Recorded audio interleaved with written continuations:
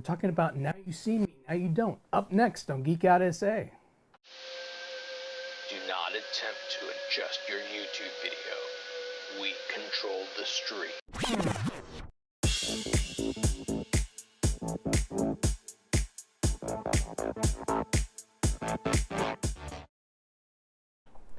And welcome back to Geek Out SA. It's Saturday, and we're here to talk about Now You See Me, Now You Don't. How's it going? It's good. Sorry. I was just making sure that it was my headphones going out and not the sound going out. It's my headphones. So it always freaks me out because I'm like, oh, did I forget the batteries? Did the sound go out? Did I mess something up? So it's all fine. We're good. So we're talking about magic movies. We're just talking about that movie tonight? Yeah. Oh, okay. I already told you. Yeah, that. You did. My brain is a little fried. Well, we got to see 2 movies last week, which is one of the reasons. Was it last week? Yeah. Which is one of the reasons we weren't able to talk about it last week. So we didn't have a show last week. Okay. I'm just going to come out and confess the real reason we didn't have a show last week. Vincent wanted to see Predator Badlands Saturday so that we could have a show about Predator Badlands on Saturday. Well, unbeknownst to him, it was Pokemon Day, and so I had already made plans to go with our children to play Pokemon Go. And so... Adult children. Okay, yes, they're adult children, but they're still our children. So I went to play Pokemon Go, and then our grandbaby was there. And then I got distracted by the grandbaby, and he was so cute with his little bicycle and everything. And so, yeah, it was a thing. It was a thing. So, yes. Can you check and make sure we're going? Yeah, I can see us right now going. I can't see us. I just checking. Go ahead, talk. Okay. So, this is the 3rd movie in the franchise. And we got quite a bit of surprises in there, as we do in all of them. What I love is the misdirection they do on us, the audience. Yeah. Right? Because you feel like you're in on it with them. Mm-hmm. Every time. And you would think by the 3rd one, I would know. We're not in on it, right? Mm-mm. We're only partially in on it. We're kind of in on it. They drop some hints. We think we might be in on it. We're not in on it. No. Yeah. No, we're not in on it. And so then when it comes to fruition at the end, obviously you go back, right? And you're right. Like, oh, yep. Oh, yep. Mm-hmm. Oh, yes, that. Okay, yes. You know, and you can see everything that happened. So one of the cool things that we got this way, and you can see part of it during the trailer, mm-hmm. is that in Now You See Me Too, Henley was not there. Oh, the redheaded girl. She wasn't part of. Married to Borat, or was married to Borat. Now they're divorced. That one. Yeah. Yeah. Yeah. So yeah, she wasn't there in the 2nd one, but now she's back in the 3rd one. Yeah. So, which was great because she was like, she rounded out the Horsemen. Yeah, it really did like her better. Mm-hmm. Not that I thought that the other actress did a bad job, but there was just something better about the dynamic of them when the other lady was there. So it was nice to have her back because they do have a certain kind of banter. Mm-hmm. And so it was nice to see them have that banter again. You know what was really nice? One of the things that I thought was really nice about this movie was that it wasn't, every time it has been a good movie. They have been good movies that could stand on their own. You didn't have to see one to see the other, and you weren't disappointed. Like a lot of the times, you get a second, you get a third, and you're just like, is this really where they're going with the story? But Right. I haven't been disappointed with any of them. No, not at all. They've all held up well on their own, like you said. But I'm curious to see what people are going to think because they have young people. So here we are again, because these franchises have been around for a long time. So here we have the old guard, basically, and it's time for them to kind of hand it over to the young people. And a lot of times people that are fans of things hate that transition. Right. Like they want it to be those actors forever and ever and ever and ever, right? They never want it to change from that. But eventually those people are going to be tired or Right. old. Like I love Woody Harrelson, but how much longer does he have in him?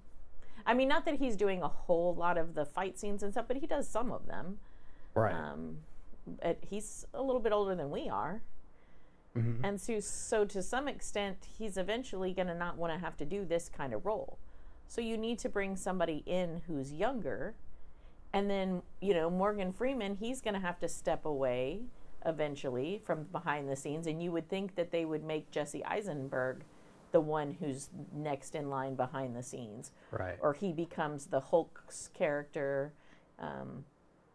I forgot what that dude's. Well, but they're all the Eye, right? Isn't Morgan Freeman part of the Eye as well? Or no? Yes. Yeah.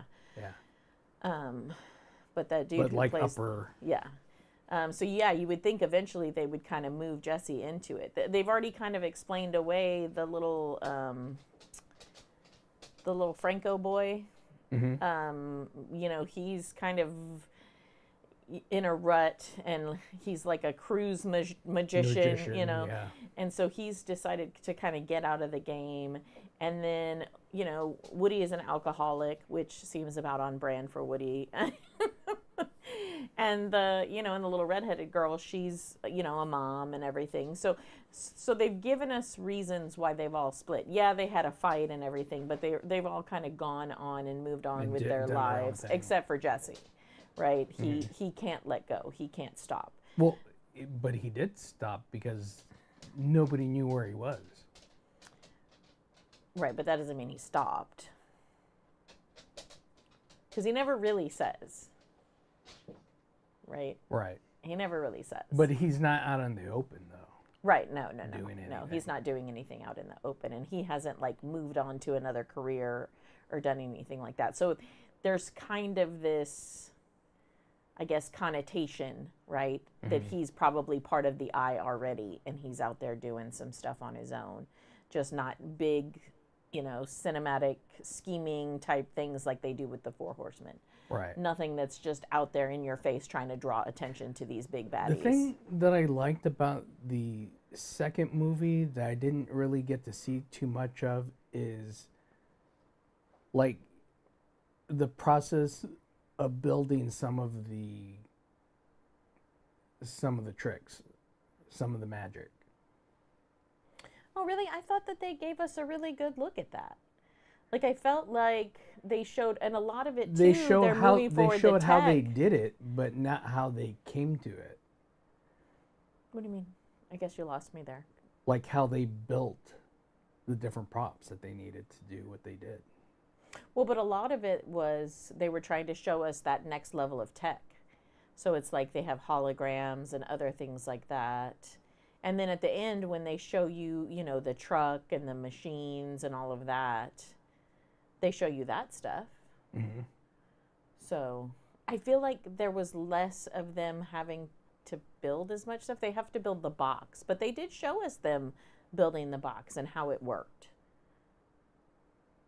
Yeah. The heart diamond box. Yeah. And because that's one of the things I always like is they're going along and you think they've failed. Because that's the whole point, right? It's supposed to seem like, because if it seems like that to us, then it seems like that to the people Well, that there's they're a part pulling the in thing. there where they didn't expect to be in a certain situation. So it kind of threw everything off a Yeah. little bit. Yeah. And they're still able to manage to get through it. Yeah, I mean, it's just interesting to see because some of the times when you think they're improving, they're actually not improving. Mm-hmm. And when the young group is working with the old group, you find out that they're working together but also not working together, and they're Right. working in two separate groups Mm-hmm. within a group. It was an interesting dynamic Yeah, it was that I didn't see coming, because how it starts off at the beginning, you're like, oh, is this how it's going to be? right. But it doesn't end up And you being get, that way. I mean, you get totally played. Yeah. You get totally played, which I thought. Because did you feel kind of like, oh, Well, so when they showed the one newspaper clipping, mhm. I thought I was onto it, but I wasn't onto it like as much as when they show at the end the way everything got set up and who set it up, Right. because I thought somebody else had set it up. Mm-hmm. And so when I saw who had done it, and I don't know how much you want me to give away, so because it kind of ruins it. Like this is one of those. This movies, is one of those movies where we don't want to like ruin I it don't for want to you ruin it because for people because I know a lot of people still wait for them to come out on streaming. there's a ton of things that happen in this movie. Yeah, and if we say too much, it really just it ruins everything. Ruins everything. Yeah, it ruins it all. So I'm trying to talk about it without talking about it. I'm trying to be obtuse. But yeah, again, it does follow the same like pattern and storyline of the previous ones. So obviously there's somebody who's too rich, too powerful, too full of themselves, and too dirty, right? And so their job is to come in and to make something happen and to basically embarrass them publicly and to take all their money away from them. The thing that's different about this one is you see, and I don't want to say, you think that somebody's behind it, but then there's somebody else who's behind it. This Right. this one is a lot of nuanced layers on top of layers. Well, it kind of goes back to the original first one, where Where you're not really sure. you're not really sure Because they had until the me, very end. they had me in the first one. I thought for sure the Hulk was like who he said he was. I had no idea until towards the very end, and then I was like, oh shoot. Right before they revealed it to me, I was like, oh man, I missed that this whole time. Yeah. Like, I can't believe I missed that this whole time. It's definitely one of those things that's like Back to the Future, right? You could go back and watch it again and again and again.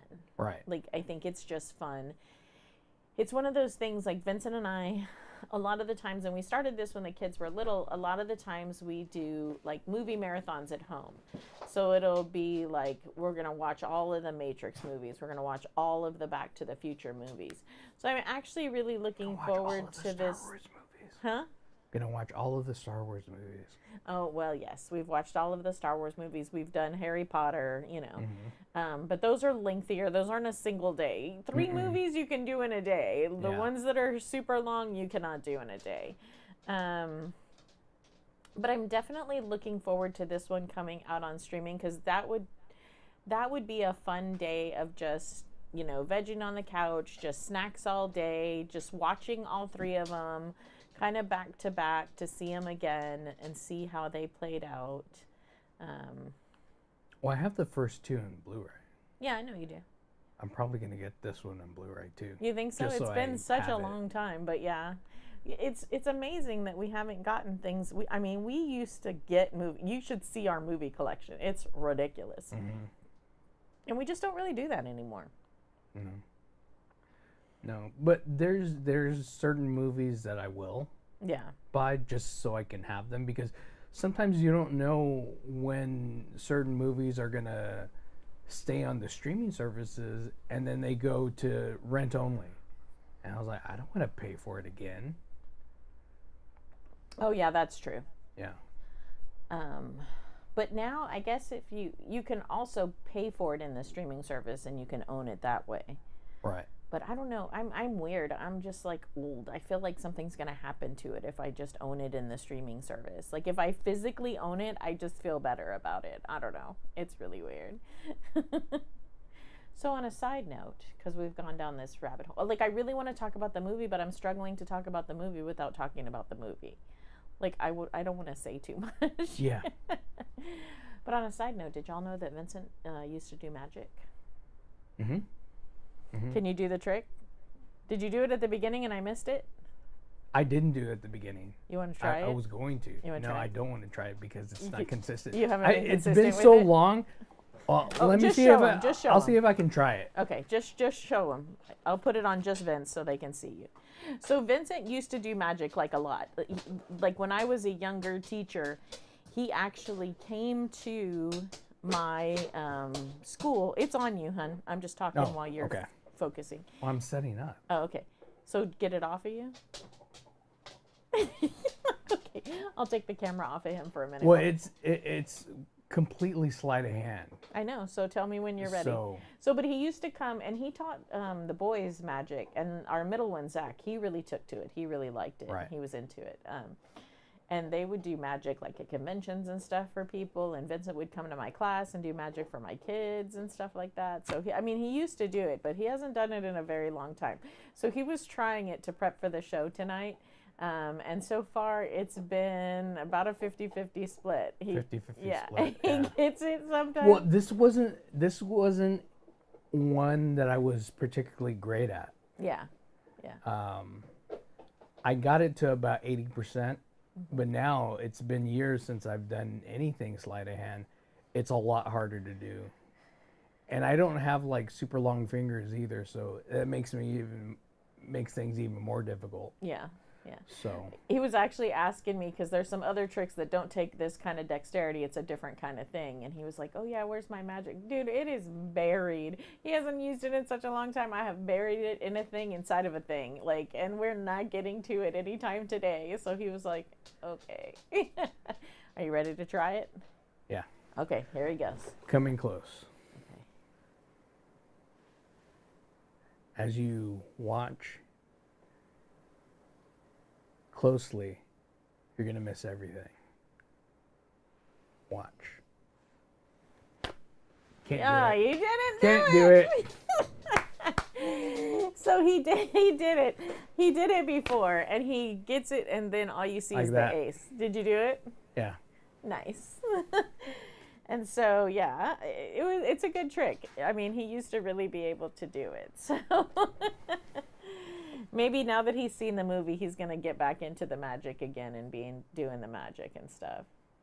Yeah. So overall, I sort of did it. You were still able to see the card under it, but overall, this is a really good movie. You know, one of the things I was thinking about, though, is I really like the dynamic of all the actors together. right. And I really like Woody Harrelson and Jesse Eisenberg. Like, I like them enough that I remember their names, because you know how I am. I usually don't remember actors' I think we names. get a lot less of Merritt. Or Merrick, Merritt is Merrick is Eisenberg? No. Merrick is Merritt Woody. is Woody. Mm-hmm. This movie. Well, he's always captured. Yeah. The thing about it is, though, that I was wondering is, because they're in Zombieland together as well. Mm-hmm. And so I'm wondering, are Woody Harrelson and Jesse Eisenberg just Woody Harrelson and Jesse Eisenberg in every movie that they're in?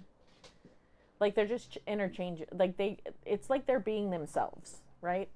Right. Like, I feel like there's no reach for them. There's no stretch. Like, I feel like Woody is being Woody, and Jesse is probably being Jesse.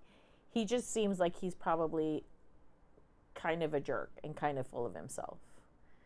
Like, he can laugh at himself, but he's, and that's the character he plays consistently. I think he plays things a little bit different, like in The Social Network.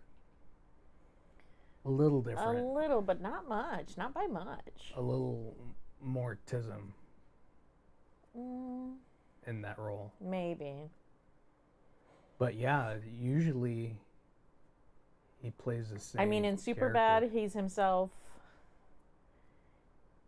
He's Scott Pilgrim, right? No. No. That's a different actor. Different actor. Yeah, I just feel like Jesse Eisenberg is just Jesse Eisenberg. Like, even when he was Lex, I think that was one of the problems that I had with him when he was Lex. Mm-hmm. Is he just is who he is. There are some actors who they kind of play themselves in every role, basically. Right. I feel like the two of them are like that. But that role was perfect for him to be himself. Oh yeah, no, it's perfect for both of them to be exactly who they are. It was probably written for them. I don't know. No, I mean, it works really well, but it was just one of the things that sometimes I think about that. To me, a lot of the times, like, the story to me is driven by the chemistry of the actors and the way that they kind of fall into the characters. And so sometimes a movie, in my opinion, sometimes a movie can really be ruined by who they cast because it's just not right. Just like when we were watching all the background stuff on Back to the Future, and it was originally supposed to be that dude, for Marty, it wasn't supposed to be Michael J. Fox. It was another actor. Eric Stoltz. And I can't imagine it ever having the success that it had with Eric Stoltz. Well, they fired him because he was so wrong for the part. Yeah. Because he took it in a completely different direction than Michael J. Fox would have. And it was originally written for Michael J. Fox to play Marty. Yeah. And that's why I wonder when I see this, because Jesse Eisenberg and Woody Harrelson are so good in this, was it written for them? Mm-hmm. And then did the other two, like, I get this kid and his brother James Franco, I get them mixed up. I always forget which one is which. But James usually plays like more hardcore, kind of gritty kind of characters. And so his brother, I guess, was better in this role. He was good. I don't know if he was like a standout. He's good for what he does and like flipping the cards and yeah that kind of stuff. But he's kind of like the Hawkeye of the Avengers. He's like good at what he does, but you don't really care whether he's there or not. I mean, you need him, right? You need him for in the his skill movies. set.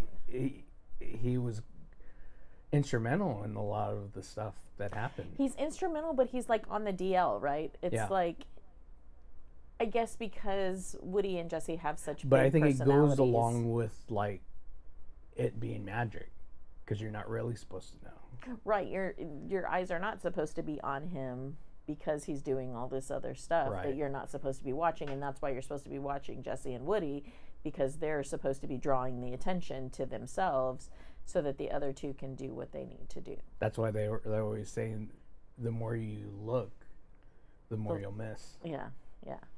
So I like that about it too, is they each have a part to play, and it seems like the parts are insignificant. And when it comes down to it and you see all the inner workings of what's happened, then you are like, oh, that's why that person looked like they weren't really doing anything, because they were actually doing all of this that I just didn't see because I was so busy looking over here. That was the misdirection. So I like that a lot too, that they do that. And there was a couple of times in this one where, because if you've watched the trailer, you know that there's this big diamond that everybody is going about. And so a couple of times, and they even show us, and they even do it, but it's like the coconut trick or the bowl trick, right? Where it's like you think it's here, and then they move it, and you think for sure it's over here, but then they lift it and it's not there, it's over here, and then it's not really there. Oh, you know what was a really good scene that I loved? Oh my God. You know which one I'm talking about? No, Where they're all showing off their skills, and they're like they take this one item and it goes from each of them, but it shows their like magic skill set, and they're like trying to one up each other. Mm-hmm. Do you remember that in the house? Oh, yeah. Yeah.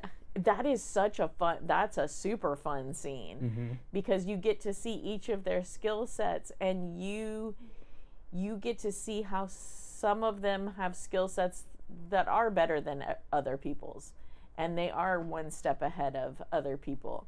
And so, because not everybody's going to always be on the same level, right? And so it's great to see that they all are like up here skilled compared to everybody else, right? But then even within the group, there's levels of, hey, this person is really up there, you know? Right. And this other person is really up there, but played it like they're not really up there again. Really good. Again, to like misdirect you. Yeah. Which was fantastic. I was totally misdirected. I was like completely misdirected. Because you get so engulfed, you think these people are who they are. Right. But they're actors. Right. And they're only showing us what we want, what they expect us to see. Right. But they do it in such a good way where you believe it. I feel like a movie like this, not only is it about the chemistry between the actors, but it's also about the editing and the producing. Like we've seen so many times, like with the DC movies and stuff, when you see the final cut, it's a completely different movie than when you see the original in the theater, because so many things get taken out. These movies feel very clean. Like they're not missing anything. Like everything is where it's supposed to be. And I think there's a precision to this type of movie. There has to be. Right. Or you won't have the magic of it that you get. So that's one of the nice things I like about it, because it could turn sloppy real quick. Yeah. But they're very precise with it, and they very much make sure that it's like to a T, and it's edited and it's cut together to perfection. Right. So that's one of the things I really like about it as well, without telling y'all too much about it. Which it's hard. It's hard because there's so many great things that happen in this movie, and even it being a third movie, I think it's just as great as the first. I don't think any of them are any better than the others.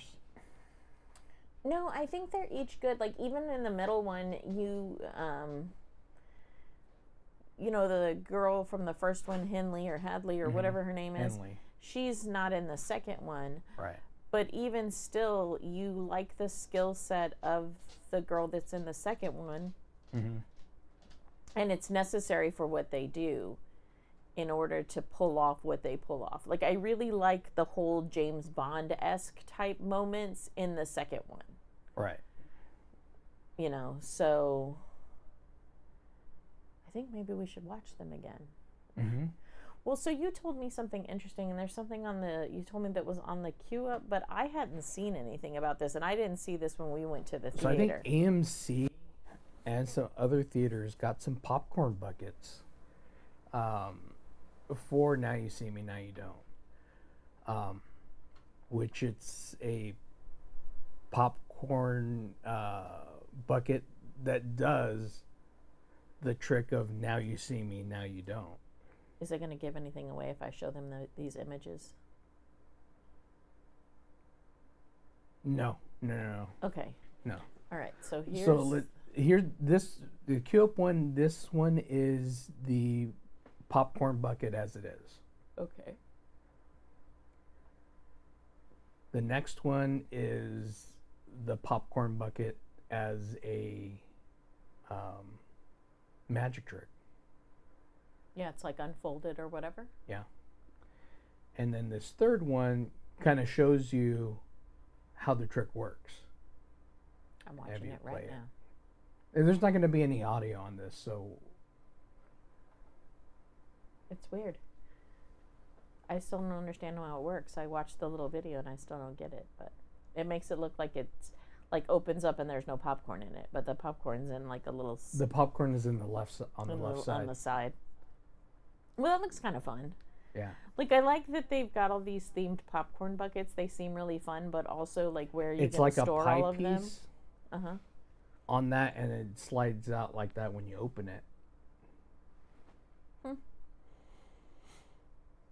So yeah, I thought that was interesting that they did that, and I didn't see that when they didn't I don't like. I don't think it was at Santikos.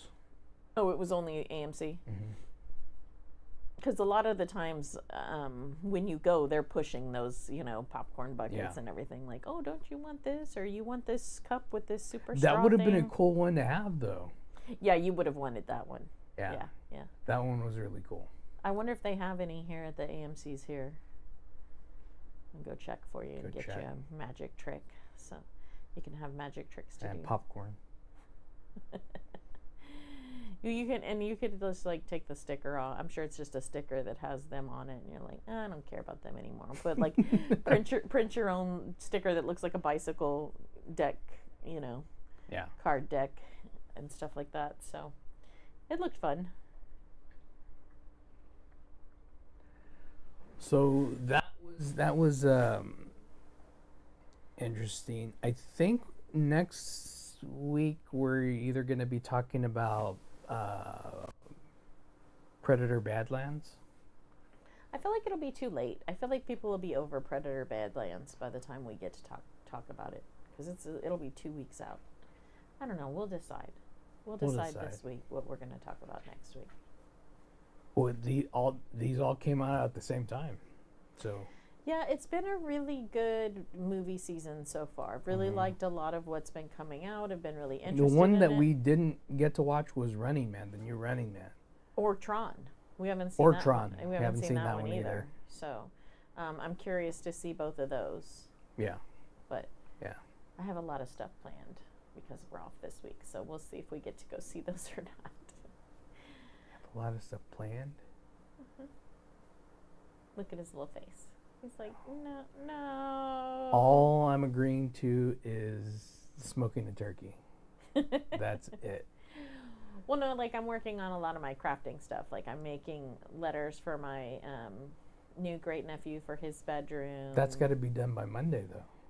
Yeah, but then I have to go there Monday and spend time with the baby. I'm working on a new lamp. See? You're working on stuff. There's things and stuff. And I wish we would have shown y'all the bear before we gave the kids the bear. Maybe we can talk about that one Saturday, because we still have some stills of it, but you can show some of the other ones you've made. Yeah. I think that's fun. We'll think of stuff to talk to y'all about. We'll have things. But yeah, that was Now You See Me, Now You Don't. If you haven't seen it, go ahead and check it out. It's an awesome movie. If you haven't seen the other ones, definitely go watch those before you watch this one. Then you'll. It does stand on its own, but it gives you a little more backstory on the characters. So, and for the surprises in the movie. So, thanks for checking this out. It's been really cool. If you haven't clicked on that subscribe button, please click on that subscribe button and click on the notification bell so the next time we go live, you'll know. But thanks for checking us out. I'm Vince. And I'm Colleen. Geek Out SA.